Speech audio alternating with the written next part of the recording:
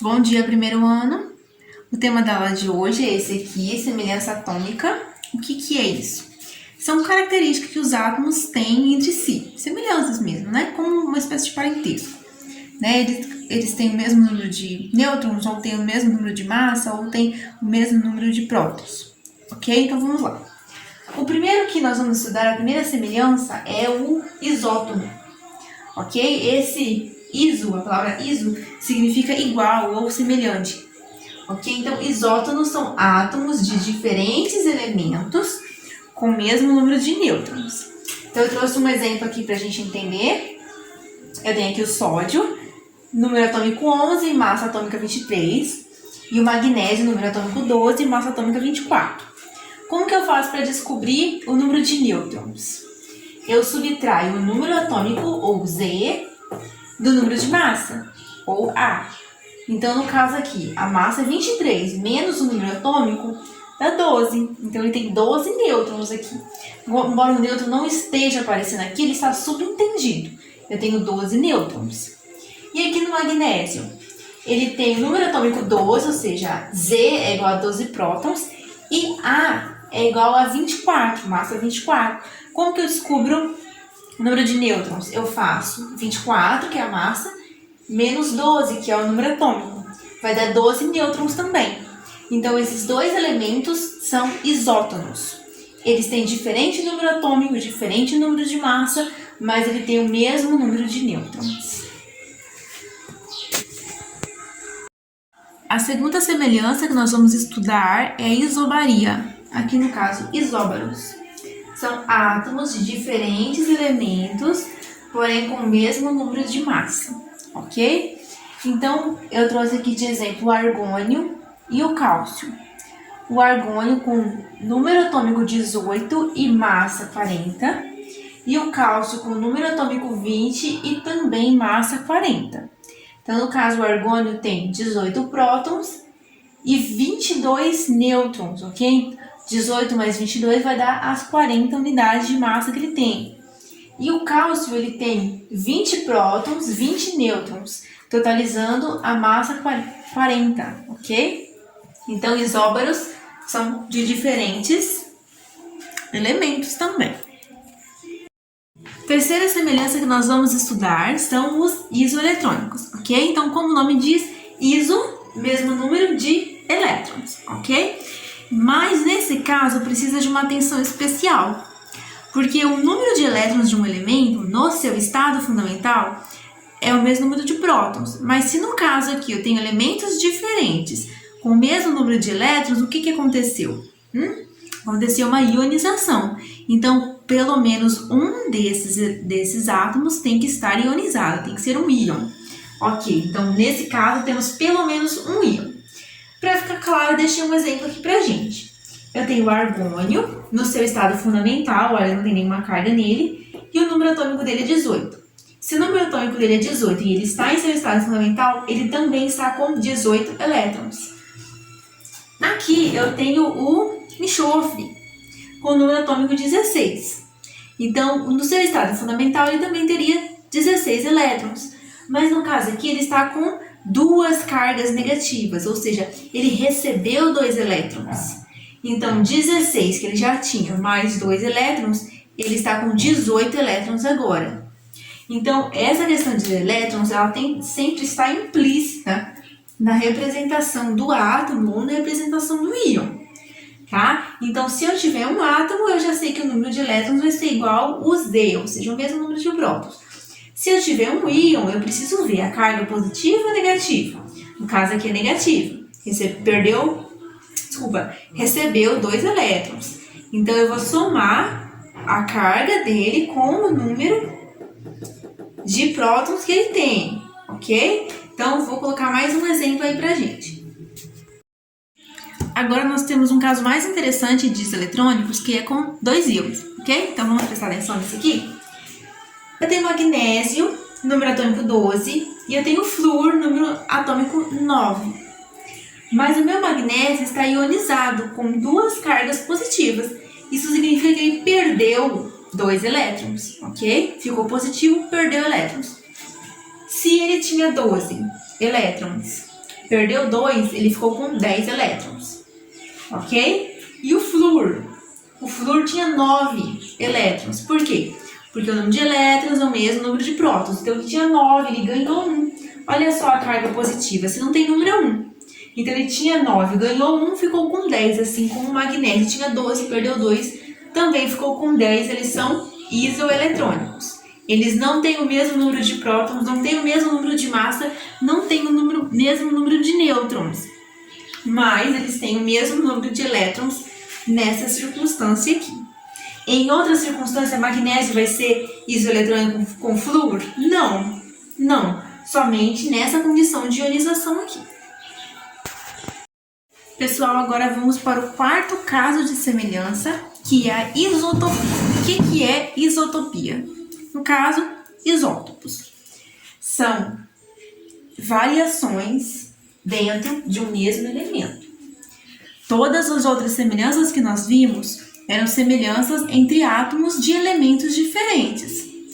No caso dos isótopos, ou no caso da isotopia, são átomos de um mesmo elemento. São uma variação dentro do mesmo elemento. Por quê? Porque eles possuem o mesmo número de prótons, por isso iso.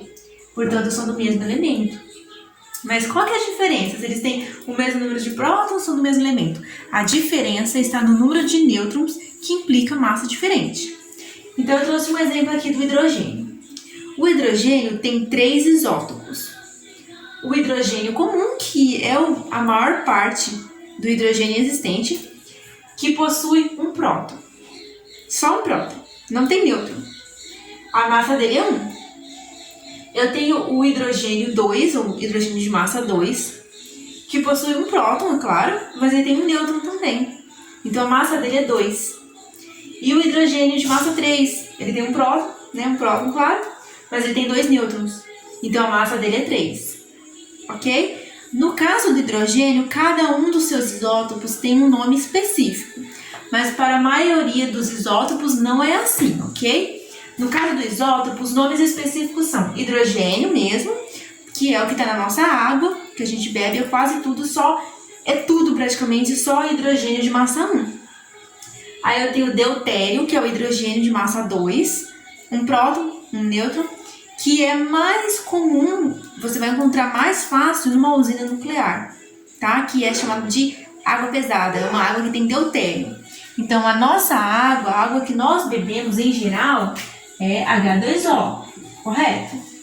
Mas a água pesada, ela é representada D2O.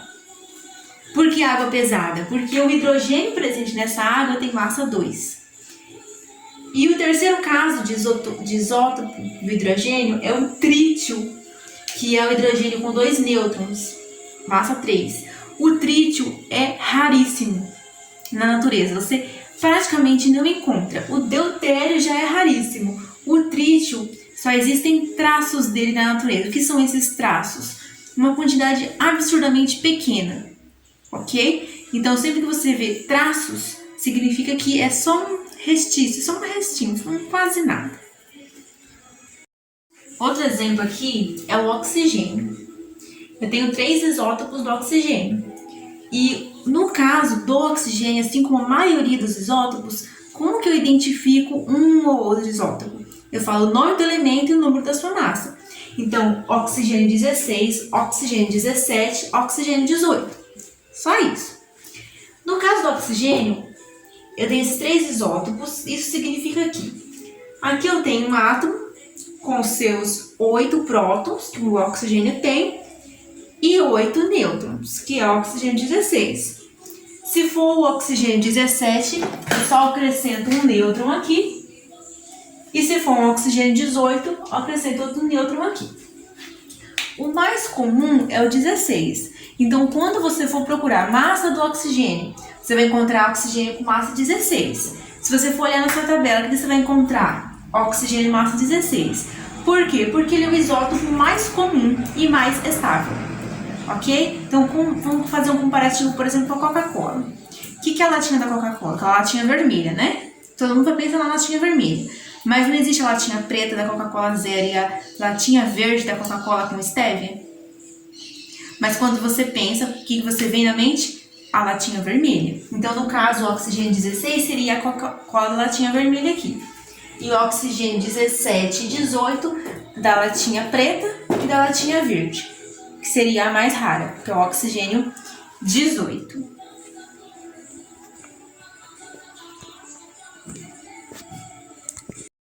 Ainda falando de isótopos, olha só o que nós temos aqui. Eu trouxe alguns isótopos com as suas massas, né, e a forma como eles são chamados. Césio 133, Césio 137, urânio 238, urânio 235, carbono 12, carbono 14. É dessa forma que nós falamos para identificá-los. Alguns isótopos, não todos, né, têm uma propriedade chamada radioatividade, que nós não vamos entrar nela agora. Mas essa propriedade é muito importante para a gente, principalmente na medicina nuclear. Então, vários isótopos são chamados de radiofármacos, porque eles são usados em tratamento de câncer ou doenças semelhantes. Mas eles também são perigosos, né? Os isótopos radioativos, eles são perigosos. Um exemplo de isótopo perigoso que nós temos é o césio 137 e o urânio 235. Os outros isótopos do urânio são perigosos? Não todos. Por exemplo, o urânio 268 não é perigoso, né? Mas alguns isótopos dele são perigosos. No caso aqui, o mais importante para a gente é o carbono 14, que nós vamos falar agora. Vocês já devem ter visto na aula de história, alguma vez vocês já viram falando sobre datação de fósseis. Como que é feita a datação de fósseis? Através da contagem de carbono 14 no fóssil. O nosso organismo vivo tem desse isótopo e a gente está sempre repondo na alimentação ou por outras formas. Após a morte do animal, ele já não repõe mais, mas a quantidade de carbono 14 vai reduzindo do organismo dele, do fóssil, né? Então, é feito um comparativo entre a quantidade de carbono 14 que aquele fóssil tem e a quantidade de carbono 14 que uma espécie viva semelhante possui. Então, pela diferença entre a quantidade da espécie viva semelhante e o fóssil, é possível saber com certa precisão quando que aquele animal morreu, ok? Então, isso é datação por carbono 14.